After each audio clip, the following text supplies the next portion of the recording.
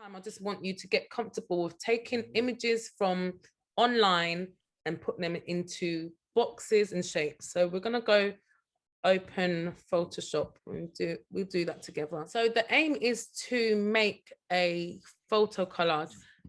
Get the marquee tool, do that again. So wait, I've put it here, let me do it in the background, and press edit, copy, edit, paste. The rectangle marquee tool. The rectangle marquee tool. So you're going to go, once you put that on your background layer, so let me just go back. I like to go from the start. Right. Let me go back. Okay, let's go back. So I've just hit my background layer. You will find that. So, and just to make sure that I'm on that layer, and then I'll go to the rectangular marquee tool, make my square. You can make it as much, whatever you want it to be. And then edit, copy, edit, paste. That just basically makes it its own layer. So, you know, I want it separate. So you'll find you're going to be edit, copying, pasting all the time. After that, you just want to basically select the square. You don't want anything else. You don't want a background. So you just go to select, reselect, okay? Backspace this now, just to clear out the white. Some people can do it on top. So I've reselect. So I've gone to select, gone to reselect, and then edit, fill. So this is only one way in which you can capture images into your boxes. There's plenty other ways you can do this as well. So fill and go to your pattern. If you remember, just before it shot off, I made my image a pattern. So now I've done that, it's in there. However, you can scale this differently, okay? So you don't want it as a pattern. You can double click pattern overlay and change it to this, and you can scale the, obviously no, it's gone on top of that, the opacities now. Let's maybe move the opacity to this. You can scale. I don't think you're seeing it. Let me just move it here. You can scale it. You can probably, do they move it? And move it like that. Okay. I don't know if, I won't say this is a quick and easy way to do it, but it's a way that you can bring things into a box, basically. That's one way, and press OK. If you don't want a box, you can make your own shape and your design. So for instance, I can do a circle, or I can use the polygony tool and just make my own design. Right, let me just do this here on background. I can just do whatever shape I want and put an image in as well. So that's selected, and you just do the same process in, you know, edit, copy, edit, paste, edit, and you go to edit, fill. You can fill in another design, or let me just go back to this image and do the same process. So that can be another way. So you don't have to always be making shapes that are square. We started off with square, try and explore how to make shapes and patterns in using different tools. So if you just focus on using your marquee tools and then the magnetic tools, anything for selection, make them in layers by going to edit, copy, edit, paste, and then reselect them and fill in them with a pattern or an image. Another thing that was also done is for you to now think about stroking your, placing a stroke onto your images. So if I put layer 4, double click on layer 4, and the stylized box will come up. We will add in a stroke by double clicking on the layer in the middle of the composition box and changing your stroke. So if you look at this image right now, you can see what I've done. Okay. You can change the position of your stroke. You can make your stroke come from the outside, so that doesn't actually change the shape of your pattern. So it's like that, it's coming from the outside. Okay, and you can make your stroke come from the inside, so that actually changes the shape of your pattern. Another thing you can do with your stroke is change your color. Okay, so you can change it or use the picker to suggest the color that you have in the box. Okay, so we've got it here. Most of the work that I've done with you today may look ugly, but it's just for you to understand and get knowledge of how to do just the basics. And these basics is what most graphic designers and those in the digital industry use every day. So, you know, once you know this, that they want to hire you. So, so deselect, and you can adjust the scale by going to edit, transform, and then scale. So that's what you can do. When it's on scale, you do not need to hold the shift, because they've changed it beforehand. You will have to hold the shift button to make sure that every dimension stays the same. But yeah, that's what I want you to do, is just explore, have a page full of pictures, patterns, whatever you can do using your marquee tool. Okay, so before we share our work today, I'm just going to tell you another thing into where you can make it like more appealing, like your photo collage more appealing. You can also use the same tool to create an interesting background. So I'm going to share the page. So select, reselect. I'm going to clear it. So if you look at the background and take it out, you see it's cleared. Edit, fill. And I'm going to make this one a color, for instance. I'm going to do this again. Go to my background layer, make another shape. It's just an odd shape. It doesn't have to be. Press OK. Edit, copy, edit, paste. That makes another layer.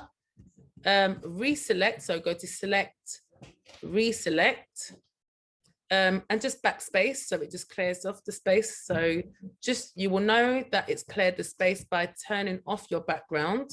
You see that that shape is become clear itself. Let's put our background back on. Edit, fill. So what's the benefit of clearing the space? Yeah, so like for me, I think, so there was, when you're layering images, so for instance, let me just show you what happens. So let me show you what could happen. So here, let's go back. Let's go back again. Let's go back. I'll show you what could happen if you do not clear the space. I'm trying to go back. Okay, let's go forward. Undo this. Okay, so you see that's white here. Can you see? So that's white here, the shape is. So, and if you use a color or a photo overlay, it keeps the white. So if I double click here and I was going to overlay this image, and remember it's got white, it will actually keep the white, and you don't want to keep that white at all. So let me show you, not on a gradient, let me show you on a pattern overlay, for instance. So you can't see it now because the opacity is 100, but if I was to put the opacity, the white's still on the background. So let me show you. So, and then how did you actually clear it? I think, sorry, I think it cut out again for me. No. So I'm clearing it by just pressing backspace. It's a shortcut. Oh, yeah. Yeah, but remember, yeah, and another way you can clear it is going to edit clear. So I'm just want to show you. Okay. Yeah, you can go to edit clear.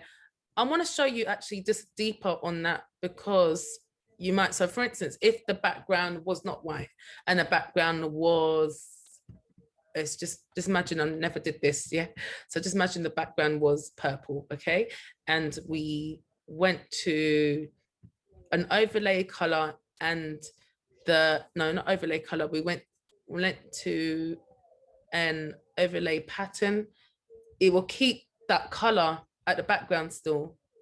Do you understand? I don't know if you understand this. So that color still will be prominent, and you just don't want that. So if you were to do that, and if you was to even do a gradient overlay, it will still do well on here. It never did it on here, but normally it will keep the color. So you do not want that. Look, so if I was to choose another color, so remember it's purple, it will just keep the color. So you don't, basically you just don't want to have no color. So if you clear it now, and I was to do it this way and put a pattern overlay, it won't keep the color. Would you, I know this is a bit, I think we probably, but how, the only way I can fill color in anything is going into the squares on the side and picking a foreground or background color previously, and then being able to select it. So like, I don't know if I missed it, but where did that pink come from? Oh, the pink that's on your, like the foreground tile. Yeah, where did that? So you double click it and you can select the colors. Is that what you're talking about? Yeah, I just have real trouble like finding, I have to go like a really long way about it for some reason. So do you, so here, right, so that color was there. So if I was to, yeah, so do you double click on your colors like this? And I can't remember. I don't think so. Okay, so double clicking your color, you're actually setting the color up for the next use. So for instance, if I took out this color and I went to edit fill and it's put the cut, oopsie, no, it's already selected that one. How comes that now it's not working for me? Is that what's happening to you then? I don't know what was happening, to be honest. So look here. So here you want to know how to get your color in. So you do this one? You've got this selection. Do you go to edit fill? Yeah.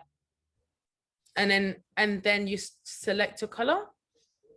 I can't see your whole screen. Has a box come up after you press fill? Can you see the screen now? I can just see like the kind of top left, I guess. I can see the purple shape and the top of the next one. Oh, that's better. You see that box? Yeah. Yeah. So that box comes up. Yeah. And then do you press OK or do you go into the color? I can't remember. Okay, so you want to find, so did you? Oh, yeah, definitely. Because I know I've always then gone into either clicked from color to foreground or background, but previously I've had to like select what that foreground and background color is going to be in some kind of, I don't know, roundabout way. I don't know. It's not. So you know when you go to fill and you see this, do you double click the color? No. Yeah. So what you double clicking the color gives you a better range, and you can even get your swatches. Right. Yeah. So then you can see these colors. Another thing I don't think I pointed out to you, Photoshop works on Pantone colors. These are universal colors that are used for not only in the illustrative world, but also in like choosing a paint, like a paint for your wall. Yeah. So some places use Pantone colors. You can get these numbers here at the bottom with the hashtag, copy the number, and that Pantone color you'll be able to find elsewhere. So if there's something that you've got a brand in and you're starting a business and you're very sharp with finding the right colors for your business, please do note your Pantone colors down. So if there's 6 colors that you've got, note them down, because they are your branding and so important for choosing the colors for even going for print. So you just double click on the color and that box should come up, and then you'd be able to fill. Like you could be, for instance, if I choose blue, press OK. Where have you chosen blue from? I didn't see. Okay, let me go back here. So edit, fill. Yeah. Go to color, double click color. This, can you, I don't think, let me bring it up to no. Let me bring up, can you see it? Oh, yeah. Yeah, so this here, it moves it down the color scale. Yeah, I understand that, but I just I think for some reason I was doing it in another roundabout way. Oh, okay. So you'll click that and the color will just appear in what you've selected. Yeah, the color will appear. And then you sorry, know, I know it's really basic, but it's just no, nothing, no, not at all. Not only basic, something important, something you need. So, and press OK, and OK, that color should fill. Okay. I know, just one moment. Another thing is you could use your picker from the tool, the eyedropper tool, but I just call it picker. You can, if it's selected, you can choose to select your color from there, and that will change your foreground color. So you can do that.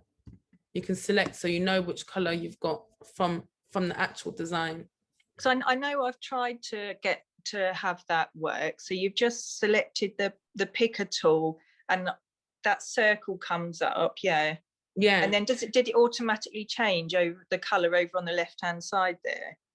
Not yet. When you hovered over it. Yeah, that changes there. But remember, there's different things here. Right.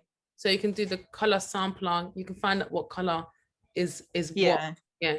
So yeah, that does it. You can add color as well on your swatches here. Okay, cool. Thank you. Okay. No, it's fine. I don't know what that is. Don't know what that came up. Okay, I don't even know what I denied, so I'm scared what I denied now. Okay, so you've got this, deselect, and we're gonna put some images, just quickly doing this. Square. I've selected that, edit. So it's always edit, copy, edit, paste, makes it a layer, go to select, reselect, clear it, you know, and then edit, fill. We're going to fill it with a pattern, just for now. Okay, just for now. Okay, I don't know if you remember when I said that you should be able to move your layers. Moving your layers will tell you what is at the foreground or the background. So you will find that this image here that is at the back because it's below every other layer. So position your things correctly, and that will give you a better outcome in your design. So scale, I'm just gonna scale this up here. Yeah, it's just not a best image, but scale it here, and I am going to make a copy. So if I want to copy this layer, I can put layer and double it, and it's there, and I can put this on the foreground, so it's there and like that. Okay, right. Obviously, this is not amazing. It's just quick. Okay, put in a foreground, and that's in the background. Add a stroke if you want to add a stroke to this, because photo collages always have some sort of stroke or design. You can double click on your layer, go to stroke. I want the stroke to be part of actually the colors I've got here. So I've chosen purple as my stroke, and I want it coming from the inside. So my positioning is on the inside. That's fine. Actually, I don't want purple there. I want blue here. Okay. Press OK. Inside I have it at 140, probably 140. That's there. I'm going to my other color now, double click, stroke the color, and it will be purple at 140. That's okay. Okay, so many of you will probably be on the stage of putting together your photo collage. It's not finished yet. Now I'm thinking that I want something very interesting. If you're making design portfolios, or if you're going to attend a university or do some masters or something like that, you probably be asked to put together a portfolio, or you want a body of work. So this activity will help with putting such presentation together. Or if it's a thing that you're starting a business and you need a portfolio to be put done, just remember your compositions, your strokes, and your color in everything you do. So I'm going to go to background now and make a background. So I don't want it to be white. So this is the same process in what we're doing for everything. It's using the marquee tool. You can also use a rectangular tool, and you're going to select all of that, and you're going to edit, copy, edit, paste. So edit, copy, edit, paste, make that a layer.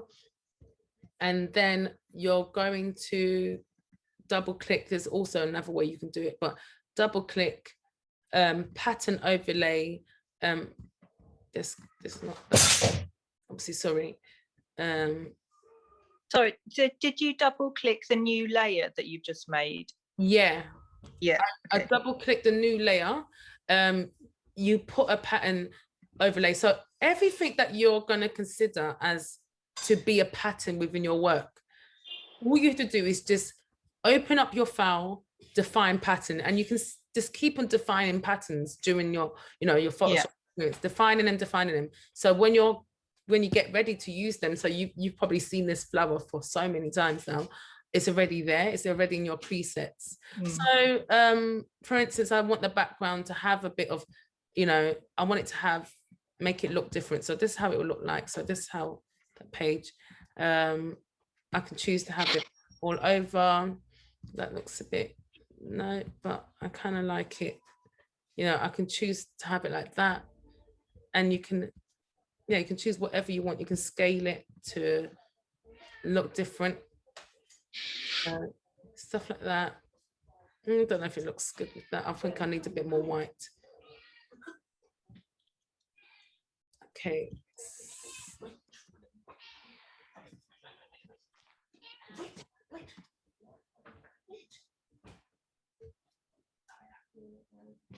Okay, so, okay, and that's it. So I'm going to stop share. I don't know if you've seen this, and let me just screenshot what I've done as well. So if you're seeing this, you can do something similar. Is you're creating, and remember to name your layer. So name it as background, or decorative background, anything you want, so you remember what layers which.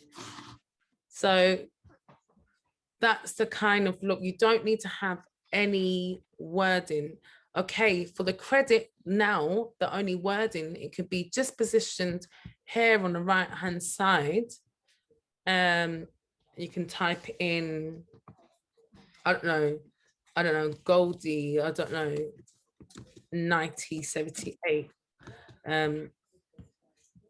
It's very small, I believe. So, and you double click on that bit. Let's make it bigger.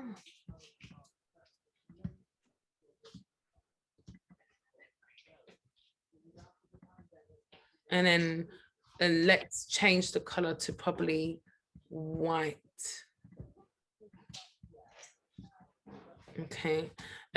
Try not to make it so big. So it doesn't need to be big, as long as it, if somebody was to come and fight you for your image or your rights, you say, yeah, I did credit you.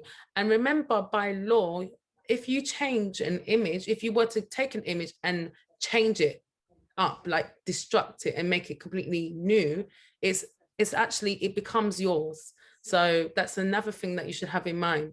And they say 7 ways. So if you can change an image, so I'm just gonna, if you can change an image 7 ways, it automatically becomes your design.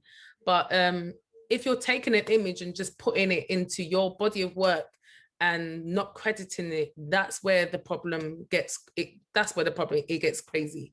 So just do something like that. Again, I'm going to show you how it should look like here. So most people, again, will put their credits on the bottom.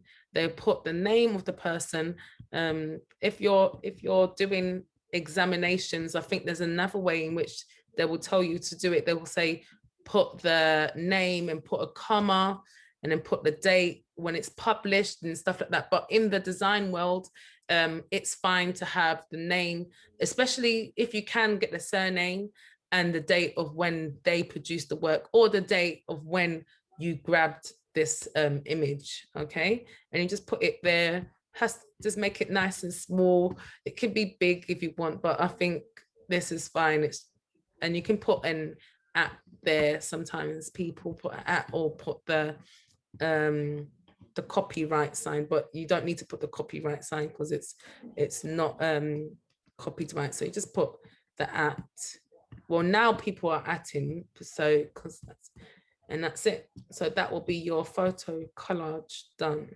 That'll be okay. So yeah, it was lovely seeing you all, and thanks for joining, and thanks for catching up for today. We'll see each other again next week Tuesday if you're free, hopefully. Yeah.